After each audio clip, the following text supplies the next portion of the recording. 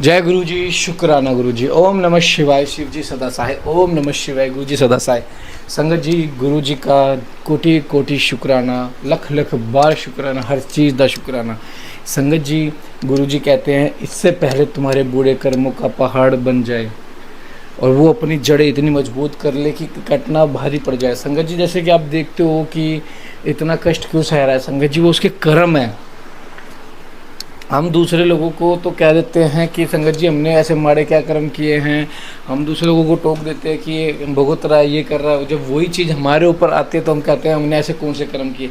तो उन्होंने भी तो कुछ कर्म किए हैं, जब तो यदि पीड़ा लग रही है। लेकिन संगत जी, जब गुरु जी की सेवा आपको मिलती है ना, तो समझ लो आपके वो कर्म कटने शुरू हो जाते हैं। और संगत जी, लाखों ऐसी संगत है जिनकी कष्ट गुरु जी सपने में ही कटवा देते हैं, रियल लाइफ में आने ही नहीं देते।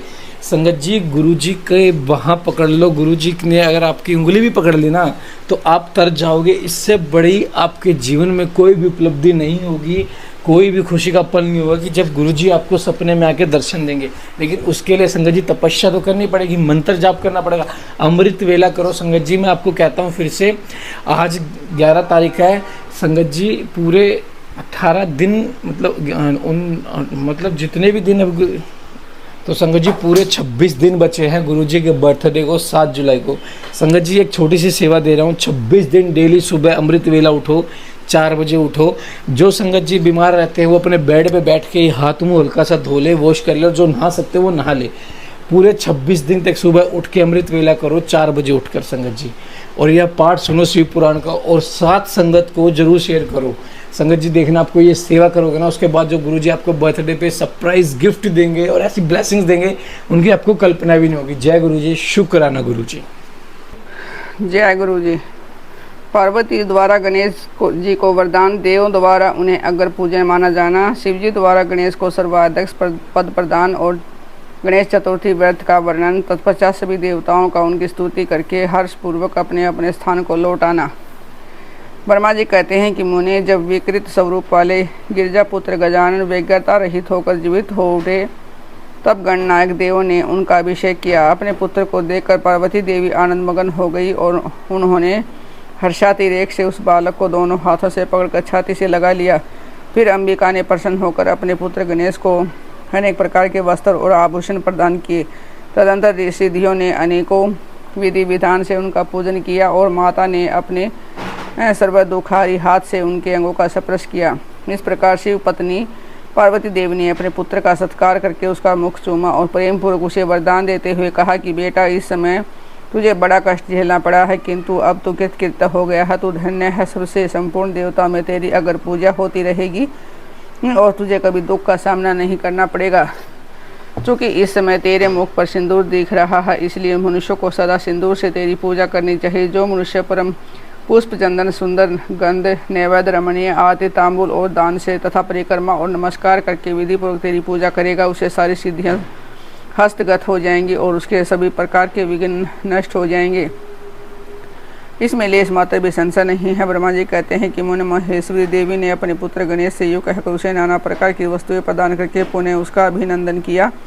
विपर अब गिरजा की कृपा से उस शिक्षण देवताओं और शिवगुणों का मन विशेष रूप से शांत हो गया। तदंतर इंद्र आदि देवताओं ने हर्षातिरेक से शिवा की स्तुति की। उन्हें प्रसन्न करके वे भक्ति भावित चित्त से गणेश देव को लेकर शिव जी के समीप चले। वहां पहुंचकर उन्होंने त्रिलोकी की कल्याण कामना से भवानी के उसे बालक को शिव जी की गोद में बिठा दिया। तब शिव जी भी उस बालक के मस्तक पर अपना कर कमल फेरते हुए देवताओं से बोले, यह मेरा दूसरा पुत्र है। तत्पश्चात गणेश ने भी उठकर शिव जी के चरणों में अभिवादन किया। फिर पार्वती को, मुझको, विष्णु को और नाद आदि सभी ऋषियों को प्रणाम करके आगे खड़े होकर उन्होंने कहा कि यो अभिमान करना मनुष्यों का स्वभाव ही है, अतः आप लोग मेरा अपराध क्षमा करें। तब मैं शंकर और विष्णु, इन तीनों देवताओं ने एक साथ ही प्रेम पूर्वक उन्हें उत्तम वर प्रदान करते हुए कहा, सूरवरों, जैसे त्रिलोकी में हम तीनों देवों की पूजा होती है, उसी तरह तुम सबको इन गणेश जी का पूजन करना चाहिए। मनुष्यों को चाहिए कि पहले इसकी पूजा करके तत्पश्चात हम लोगों का पूजन करें। ऐसा करने से हम लोगों की पूजा संपन्न हो जाएगी। देवगणों, यदि कहीं इनकी पूजा पहले न करके अन्य देव का पूजन किया जा गया तो उस पूजन का फल नष्ट हो जाएगा। इसमें अन्यथा विचार करने की आवश्यकता नहीं है। ब्रह्मा जी कहते हैं कि मुने, तदंतर ब्रह्मा, विष्णु और शंकर आदि सभी देवताओं ने मिलकर पार्वती को प्रसन्न करने के लिए वही गणेश को सर्वाध्यक्ष घोषित कर दिया। उसी समय शिव जी की परम प्रसन्नचित से मनुष्य पुण्य गणेश को लोक में सर्वदा सुख देने वाला अनेकों वर प्रदान करते हुए बोले। शिव जी ने कहा कि गिरिजानंदन, निसंदेह मैं तुझ पर बहुत प्रसन्न हूँ। मेरे प्रसन्न हो जाने पर तू सारे जगत को ही प्रसन्न हुआ समझ। अब कोई भी तेरा विरोध नहीं कर सकता। तू शक्ति का पुत्र है, अतः अत्यंत तेजस्वी है। बालक होने पर भी तूने महान पराक्रम प्रकट किया है, इसलिए तू सदा सुखी रखेगा। विघ्न नाश के कार्य में तेरा नाम सबसे श्रेष्ठ होगा। तू सबका पूज्य है, अतः अब मेरे संपूर्ण गणों का अध्यक्ष हो जाए। इतना कहने के पश्चात महात्मा शंकर अत्यंत प्रसन्नता के कारण गणेश को पुण्य वरदान देते हुए बोले, महेश्वर तू भाद्रपद मास के कृष्ण पक्ष की चतुर्थी तिथि को चंद्रमा का शुभोदय होने पर उत्पन्न हुआ है। जिस समय गिरिजा के सुंदर चित्त से तेरा रूप प्रकट हुआ, उस समय रात्रि का प्रथम पहर बीत रहा था, इसलिए उसी दिन से आरंभ करके उसी तिथि में तेरा उत्तम व्रत करना चाहिए।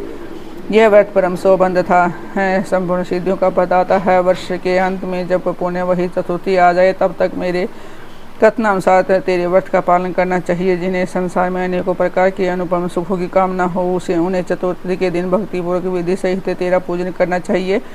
जब मार्गशीर्ष मास के कृष्ण पक्ष की चतुर्थी आए, तब उस दिन प्रातःकाल स्नान करके व्रत के लिए ब्राह्मणों से निवेदन करें। पूर्वोक्त विधि से उपवास करें। फिर धातु की मूंगे की श्वेत मदार की तथा मिट्टी की मूर्ति बनाकर उसकी प्राण प्रतिष्ठा करें और भक्तिभाव से नाना प्रकार के दिव्य गंधों, चंदनों और पुष्पों से उसकी पूजा करें। पुनः रात्रि का प्रथम पहर बीत जाने पर स्नान करके दुर्वादलों से पूजन करना चाहिए। यह दुर्वा जड़त रहित है, 12 उंगल लंबी और 3 गांठों वाली होनी चाहिए। ऐसी 101 अथवा 21 दुर्वा से उस स्थापित प्रतिमा की पूजा करें। तत्पश्चात धूप, दीप, अनेक प्रकार के नैवेद्य, तांबूल, अर्घ्य और उत्तम उत्तम पदार्थों का गणेश की पूजा करें और सत्वन करके उसे आगे करके प्रतिपादन करें। जो गणेश की पूजा करने के पश्चात बाल चंद्रमा का पूजन करें। तत्पश्चात हर्षपूर्वक ब्राह्मणों की पूजा करके उन्हें मिष्टान का भोजन कराएं। उनके भोजन कर लेने के बाद स्वयं भी नमक रहित मिष्टान का ही प्रसाद पाएं। फिर गणेश का स्मरण करके अपने सभी नियमों का विसर्जन कर दें। इस प्रकार करने से यह शुभ व्रत पूर्ण होता है। बेटा, यो व्रत करते करते जब वर्ष पूरा हो जाए, तब व्यक्ति मनुष्य को चाहिए कि वह व्रत की पूर्ति के लिए व्रतोद्यापन का कार्य भी संपन्न करे। इसमें मेरे आज्ञा अनुसार 12 ब्राह्मणों को भोजन कराना चाहिए। व्यक्ति को चाहिए कि वह एक कलश स्थापित करके उस पर तेरी मूर्ति की पूजा करे। तत्पश्चात वेद विधि के अनुसार वेदी का निर्माण करके उस पर अष्टदल कमल बनाए। फिर उसी पर धन की कंजूसी छोड़कर हवन करे। पुण्य मूर्ति के सामने 2 स्त्रियों और 2 बालकों को बैठाकर विधि पूर्वक उनकी पूजा करे और सदा सादर उन्हें भोजन कराए। रात में जागरण करे। प्रातःकाल पुण्य पूजन करके पुनरागमन के लिए विसर्जन कर दे। बालकों से आशीर्वाद ग्रहण करे, स्वस्ति वाचन कराएं और व्रत की पूर्ति के लिए पुष्पांजलि निवेदित करें। फिर नमस्कार करके नाना प्रकार के कार्यों की कल्पना करें। इस प्रकार जो इस व्रत को पूर्ण करता है उसे अभिष्ट फल की प्राप्ति होती है। गणेश जो श्रद्धा सहित है अपनी शक्ति के अनुसार नित्य तेरी पूजा करेगा, उसके सभी मनोरथ सफल हो जाएंगे। मनुष्य को सिंदूर, चंदन, चावल, केतकी पुष्प आदि अनेक उपचार द्वारा गणेश्वर का पूजन करना चाहिए। जो लोग नाना प्रकार के उपचार से भक्तिपूर्वक तेरी पूजा करेंगे, उनके विघ्नों का सदा के लिए नाश हो जाएगा और उनकी कार्य सिद्धि होती रहेगी। सभी वर्ण के लोगों को, विशेषकर स्त्रियों को यह पूजा अवश्य करनी चाहिए तथा अभ्युदय की कामना करने वाले राजाओं के लिए भी यह व्रत अवश्य कर्तव्य है। व्यक्ति मनुष्य जिस वस्तु की कामना करता है उसे निश्चय वह वस्तु प्राप्त हो जाती है। अतः जिसे किसी वस्तु की अभिलाषा हो उसे अवश्य तेरी पूजा करनी चाहिए। ब्रह्मा जी कहते हैं कि मुझे जब शिव जी ने महात्मा गणेश को इस प्रकार वर प्रदान किया, तब संपूर्ण देवताओं, श्रेष्ठ ऋषियों और शिव के प्यारे समस्त गणों ने तथास्तु कहकर उनका समर्थन किया और अत्यंत विधि पूर्वक गणाधीश का पूजन किया। तत्पश्चात शिव गुणों ने आदरपूर्वक नाना प्रकार की पूजन श्यामगिरी से गणेश्वर की विशेष रूप से अर्चना की और उनके चरणों में प्रणाम किया। मुनीश्वर, उस समय गिरिजा देवी को जो आनंद प्राप्त हुआ उसका वर्णन मेरे चारों मुखों से भी नहीं हो सकता। तब फिर मैं उसे कैसे बताऊं कि सब पर देवताओं की दूध बिंदियाँ बजने लगी, अप्सराएं नृत्य करने लगी, गंधर्व श्रेष्ठ गान करने लगे और पुष्पों की वर्षा होने लगी। इस प्रकार गणेश के गणाधि से पद पर प्रतिष्ठित होने पर वह मान उत्सव मना गया। सारे जगत में शांति स्थापित हो गई और सारा दुख जाता रहा। नारद, शिव और पार्वती को तो विशेष आनंद प्राप्त हुआ और सर्वत्र अनेक प्रकार के सुखदायक मंगल होने लगे। तदंतर संपूर्ण देवगण और ऋषिगण जो वहाँ पधारे हुए थे, वे सभी शिव की आज्ञा से अपने अपने स्थान को चले। उस समय वे शिव जी की स्तुति करके गणेश और पार्वती की बारंबार प्रशंसा कर रहे थे और कैसा अद्भुत युद्ध हुआ, परस्पर वार्तालाप करते हुए चले जा रहे थे। इधर जब गिरजा देवी का क्रोध शांत होगा। तब शिव जी भी जो सवात्मा रूप होते हुए सदा भक्तों का कार्य सिद्ध करने के लिए उद्यत रहते हैं, गिरजा के सन्निकट गए और लोगों की हित कामना से पूर्ववत नाना प्रकार के सुखदायक कार्य करने लगे। तब मैं ब्रह्मा और विष्णु दोनों भक्तिपूर्वक शिव शिवा की सेवा करके शिव की आज्ञा ले अपने अपने धाम को लौट आए। जो मनुष्य जितेंद्रिय होकर इस परम मांगलिक आख्यान को श्रवण करता है वह संपूर्ण मंगलों का भागी होता है, मंगल भवन हो जाता है। इसके श्रवण से पुत्रहीन को पुत्र की, निर्धन को धन की और भार्यार्थी को भार्या की, प्रजार्थी को प्रजा की और रोगी को आरोग्य की और अभाग्य को सौभाग्य की प्राप्ति होती है। जिस स्त्री का पुत्र और धन नष्ट हो गया हो, पति प्रदेश चला गया हो, उसे उसका पति मिल जाता है। जो शोक सागर में डूब रहा हुआ उसके श्रवण से निसंदेह शोक रहित हो जाता है। यह गणेश है चरित्र संबंधी ग्रंथ जिनके घर में सदा वर्तमान रहता है वह मंगल संपन्न होता है। इसमें तनिक भी संशय की गुंजाइश नहीं है। जो यात्रा के अवसर पर अथवा किसी भी पुण्य पर्व पर उसे मन लगाकर सुनता है वह श्री गणेश जी की कृपा से संपूर्ण अभिष्ट फल प्राप्त कर लेता है। स्वामी कार्तिक और गणेश की बाल लीला दोनों का परस्पर विवाह के विषय में विवाद। शिवजी द्वारा पृथ्वी परिक्रमा का आदेश, कार्तिकेय का प्रस्थान, गणेश का माता पिता की परिक्रमा करके उनसे पृथ्वी परिक्रमा स्वीकृत कराना, विश्वरूप की सिद्धि और बुद्धि नामक दोनों कन्याओं के साथ गणेश का विवाह और उनसे क्षेम तथा लाभ नामक दो पुत्रों की उत्पत्ति, कुमार का पृथ्वी परिक्रमा करके लौटना और अक्षुब्ध होकर क्रौंच पर्वत पर चला जाना। कुमारखंड के श्रवण की महिमा। नारद जी ने पूछा कि रात मैंने गणेश के जन्म संबंधी अनुपम वृत्तांत था, परंपरा क्रम से विभूषित उनका दिव्य चरित्र भी सुन लिया है। सुरेश उसके बाद कौन सी घटना घटी जिसका वर्णन कीजिए, क्योंकि पिताजी शिव और पार्वती का उज्ज्वल यश महान आनंद प्रदान करने वाला है। ब्रह्मा जी ने कहा कि मुनि श्रेष्ठ तुम तो बड़े कारुणिक हो, तुमने बड़ी उत्तम बात पूछी है। ऋषिस्तम, अच्छा अब मैं उसका वर्णन करता हूँ, तुम ध्यान लगाकर सुनो। विपेंद्र शिव और पार्वती अपने दोनों पुत्रों की बाल लीला देख देख कर महान प्रेम में मगन रहने लगे। पुत्रों का लाड़ प्यार करने के कारण माता पिता का सुख दिनों दिन बढ़ता जाता है। वे दोनों कुमार प्रीतिपूर्वक आनंद के साथ तरह तरह की लीलाएं करते थे। मुनीश्वर उन दोनों बालक स्वामी कार्तिक और गणेश भक्तिपूरित चित्त से सदा माता पिता की परिचर्या किया करते थे, जिससे माता पिता का महान संदेह षणमुख और गणेश पर शुक्ल पक्ष के चंद्रमा की भांति दिन प्रतिदिन बढ़ता ही गया। एक समय शिव और शिवा दोनों प्रेमपूर्वक एकांत में बैठकर ये विचार करने लगे कि हमारे ये दोनों पुत्र विवाह के योग्य हो गए हैं। अब इन दोनों का सुविवाह कैसे संपन्न हो। हमें तो जैसे श्रीरानंद प्यारा है वैसे ही गणेश भी है। ऐसी चिंता में पड़कर वे दोनों लीलावश आनंद मगन हो मुने माता पिता के विचार को जानकर उन दोनों पुत्रों के मन में विवाह की इच्छा जाग उठी। वे दोनों पहले मैं विवाह करूंगा यो बारंबार कहते वे परस्पर विवाद करने लगे। तब जगत के अधीश्वर ने दोनों दंपति पुत्र की बात सुनकर लौकिक आचार का आश्रय ले परम विस्मय को प्राप्त हुए। कुछ समय बाद उन्होंने अपने दोनों पुत्रों को बुला और उनसे इस प्रकार कहा। शिव पार्वती बोले, सुपुत्र, हम लोगों ने पहले से एक ऐसा नियम बना रखा है कि जो तुम दोनों के लिए सुखदायक होगा। अब हम यथार्थ रूप से इसका वर्णन करते हैं, तुम लोग प्रेम पूर्वक सुनो। प्यारे बच्चों, हमें तो तुम दोनों पुत्र समान ही प्यार हो, किसी पर विशेष प्रेम हो ऐसी बात नहीं है। अतः हमने तुम लोगों के विवाह के विषय में एक ऐसी शर्त बनाई है जो दोनों के लिए कल्याणकारिणी है। यह शर्त यह है कि जो सारी पृथ्वी की परिक्रमा करके सबसे पहले लौट आएगा उसी का शुभ विवाह पहले किया जाएगा। ब्रह्मा जी कहते हैं कि मैंने माता पिता की यह बात सुनकर सर्वजन्मा महाबली कार्तिक के तुरंत ही अपने यह स्थान से पृथ्वी की परिक्रमा करने के लिए चल दिए, परंतु अगाध बुद्धि संपन्न गणेश वहीं खड़े रह गए। वे अपनी उत्तम बुद्धि का आश्रय ले बारंबार मन में विचार करने लगे कि अब मैं क्या करूं, कहाँ जाऊं। परिक्रमा तो मुझसे हो नहीं सकेगी, क्योंकि कोस भर चलने के बाद आगे मुझसे चला जाएगा नहीं। फिर सारी पृथ्वी की परिक्रमा करके मैं कैसे सुख प्राप्त कर सकूंगा। ऐसा विचार करके गणेश ने जो कुछ किया उसे सुनो। उन्होंने अपने घर लौटकर विधि पूर्वक स्नान किया और माता पिता से इस प्रकार कहा। गणेश जी बोले, पिताजी माता जी, मैंने आप लोगों की पूजा करने के लिए यहाँ 2 आसन स्थापित किए हैं। आप दोनों इस पर विराजिए और मेरा मनोरथ पूर्ण कीजिए। ब्रह्मा जी कहते हैं कि मुने गणेश की ये बात सुनकर पार्वती और परमेश्वर उनकी पूजा ग्रहण करने के लिए आसन पर विराजमान हो गए।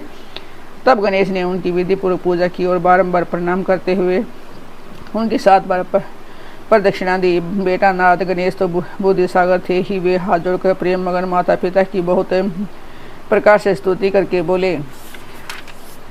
गणेश जी ने कहा कि हे माता जी तथा हे पिताजी, आप लोग मेरी उत्तम बात सुनिए। मैं शीघ्र ही मेरा शुभ विवाह कर दीजिए। ब्रह्मा जी कहते हैं कि मुने महात्मा गणेश का ऐसा वचन सुनकर वे दोनों माता पिता महान बुद्धिमान गणेश से बोले। शिव शिवा ने कहा कि बेटा तू पहले कारणों सहित इस सारी पृथ्वी की परिक्रमा तो कर आ। कुमार गया हुआ है, तू भी जा और इससे पहले लौट आ, तब तेरा विवाह पहले कर दिया जाएगा। ब्रह्मा जी कहते हैं कि मुने नियम प्रायण गणेश माता पिता की ऐसी बात सुनकर कुपित हो तुरंत बोल उठा। गणेश जी ने कहा कि माता जी तथा हे पिताजी, आप दोनों सर्वश्रेष्ठ धर्म रूप और महान बुद्धिमान है, अतः धर्मानुसार मेरी बात सुनिए। मैंने 7 बार पृथ्वी की परिक्रमा की है, फिर आप लोग ऐसी बात क्यों कह रहे हो। ब्रह्मा जी कहते हैं कि मुने शिव पार्वती तो बड़े लीलानंदी ही ठहरे हुए। गणेश का कथन सुने लौकिक गति का आश्रय लेकर बोले। शिव पार्वती ने कहा, पुत्र तूने समुद्र पर्यंत विस्तार वाली बड़े बड़े कानों से युक्त इस सप्तद्वीपवती विशाल पृथ्वी की परिक्रमा कब कर ली। ब्रह्मा जी कहते हैं कि मुने जब शिव पार्वती ने ऐसा कहा तब उसे सुनकर महान बुद्धि संपन्न गणेश बोले। गणेश जी ने कहा कि माता जी एवं पिताजी, मैंने अपनी बुद्धि से आप दोनों शिव पार्वती की पूजा करके प्रदक्षिणा कर ली है, अतः मेरी समुद्र पर्यंत पृथ्वी की परिक्रमा पूरी हो गई है। धर्म के संग्रह भूत वेदों और शास्त्रों में जो वचन मिलते हैं वे सत्य हैं अथवा असत्य है।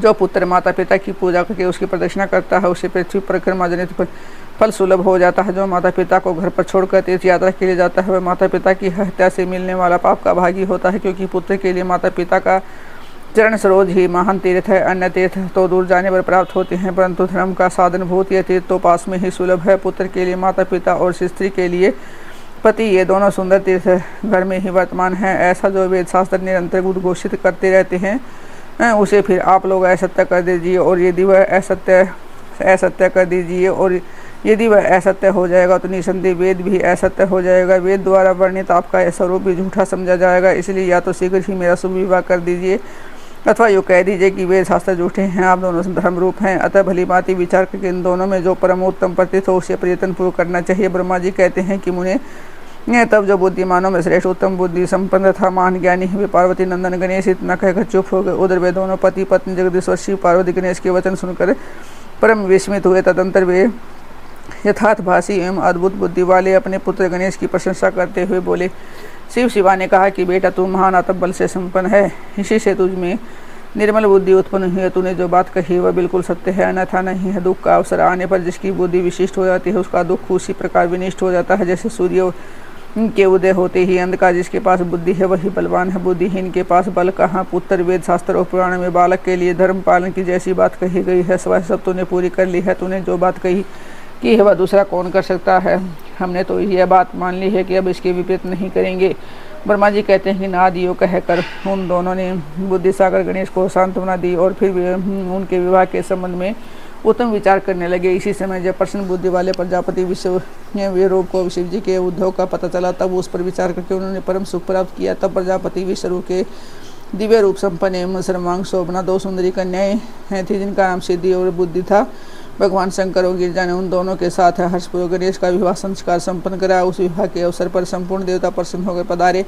उस समय शिव और पार्वती का जैसा मनोरथ था उसी के अनुसार विश्वकर्मा ने वहाँ विवाह किया। उसे देखकर ऋषियों तथा देवताओं को परम हर्ष प्राप्त हुआ। मुने गणेश जी को उन दोनों पत्नियों के मिलने से जो सुख प्राप्त हुआ उसका वर्णन नहीं किया जा सकता।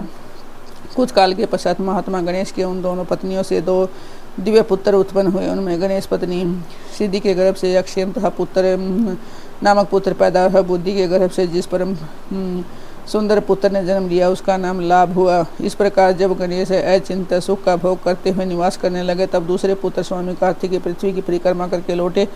उस समय नारद जी ने आकर कुमार सकंद को सब समाचार सुनाए। उन्होंने आकर कुमार के मन में बड़ा क्षोभ हुआ और माता पिता शिवा और शिव के द्वारा रोके जाने पर भी न रुककर क्रौंच पर्वत की ओर चले गए। देवर्षि उसी दिन से शिव पुत्र स्वामी कार्तिकेय का कुमारपन प्रसिद्ध हो गया। उनका नाम त्रिलोकी में विख्यात हो गया। वह शुभदायक सर्व पापहारी पुण्यमय और उत्कृष्ट ब्रह्मचार्य की शक्ति प्रदान करने वाला है। कार्तिक की पूर्णिमा को सभी देवता ऋषि तीर्थ और मुनीश्वर सदा कुमार का दर्शन करने के लिए जाते हैं। जो मनुष्य कार्तिक की पूर्णिमा के दिन कृत्तिका नक्षत्र का योग होने पर स्वामी कार्तिकेय का दर्शन करता है उसके संपूर्ण पाप नष्ट हो जाते हैं और उसे मनोवांछित फल की प्राप्ति होती है। इधर सकंद का विक्षोभ हो जाने पर उमा को महान दुख हुआ। उन्हें दीन भाव से अपने स्वामी शिव जी से कहा कि प्रभु आप मुझे साथ लेकर वहाँ चलिए। तब प्रिया को सुख देने के निमित्त स्वयं भगवान शंकर अपने एक अंश से उस पर्वत पर गए और सुखदायक मल्लिकार्जुन नामक ज्योतिर्लिंग के रूप में वहाँ प्रतिष्ठित हो गए। वे सत्पुरुषों की गति था अपने सभी भक्तों के मनोरथ पूर्ण करने वाले हैं। वे आज भी